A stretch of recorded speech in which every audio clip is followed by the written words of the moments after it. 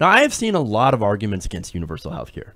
It'll cost too much, it'll lead to long lines, you're going to have rationing of care, et cetera, right? But a Republican from Tennessee recently came up with a new argument that kind of has people scratching their heads. Now, according to this Republican senator, universal health care might stop people coming to the church for Jesus. That doesn't even make any sense. But let me explain. Now, Mark Green is a Republican state senator from Tennessee.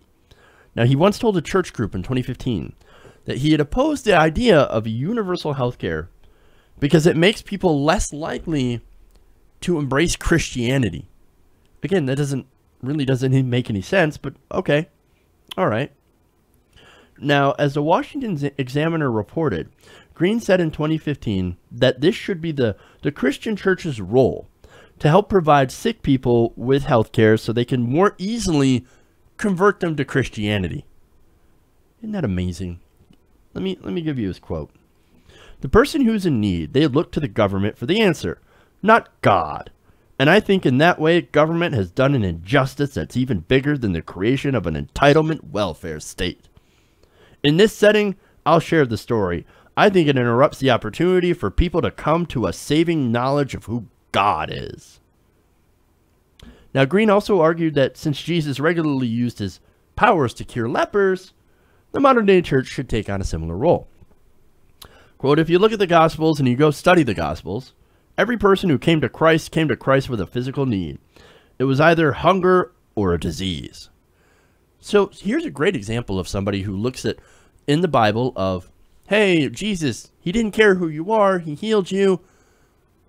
He looked at this not as a lesson of, hey, we should make sure that everybody gets health care, no matter who you are. No, he takes this as an example of, oh, great, let's use this to convert people. Talk about missing the point. And look, okay.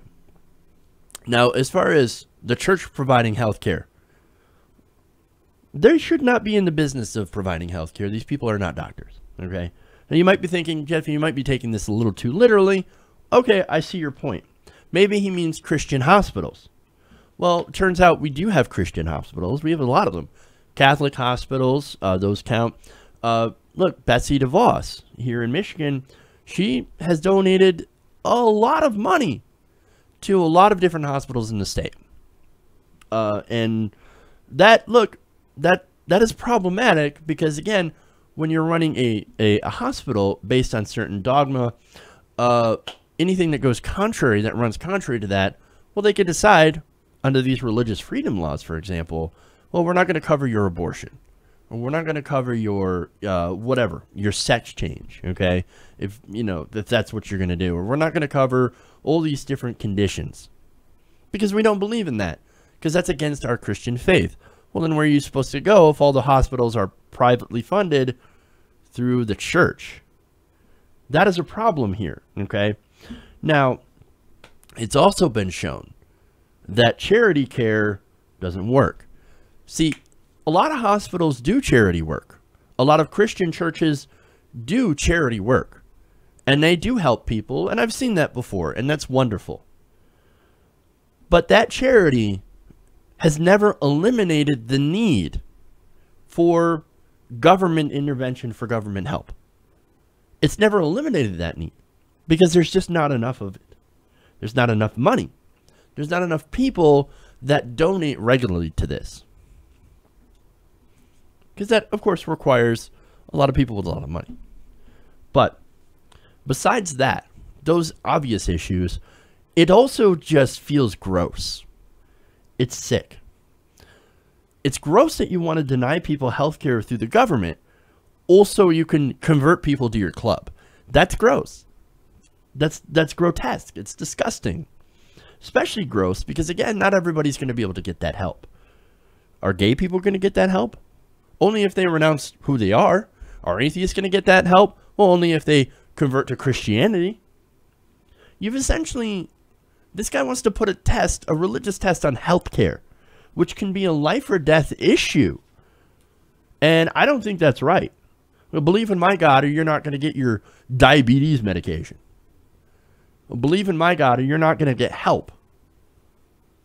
And that's especially devastating if you're a poor person. Essentially, it holds poor, desperate people hostage. And look, I've got no issue with the charity, churches doing charity. It's wonderful.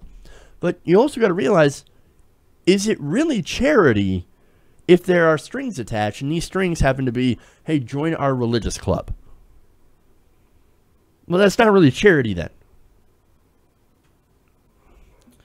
And it's not charity if you want to kill universal health care in order to funnel that money and those people to your church. It's dirty, it's gross, and it actually seems incredibly unchristian. This green guy is not a good person.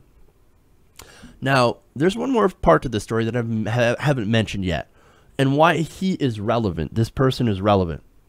Turns out that this guy is, Mark Green, is Donald Trump's pick for the Secretary of the Army. So he's not just some random pastor saying ridiculous things.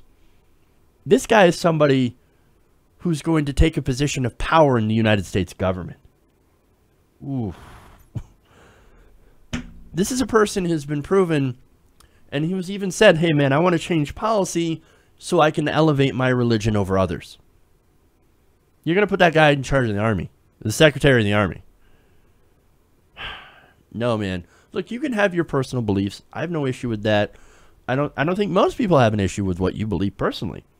But this is gross. This person should not be in charge of this position, or be in this position, in charge of anything, because of his willingness to use that position to advocate spreading his religion. That's not what America's about. So, here we go. You know, Mark Green, another fantastic pick from the Trump administration. Let me tell you what. Are you tired of winning? I certainly am. Hey everybody, thanks for watching this video. If you want to see more like this, please hit the subscribe button below. And if you want to support truly independent progressive media, please consider becoming a patron at patreon.com/TYTNation.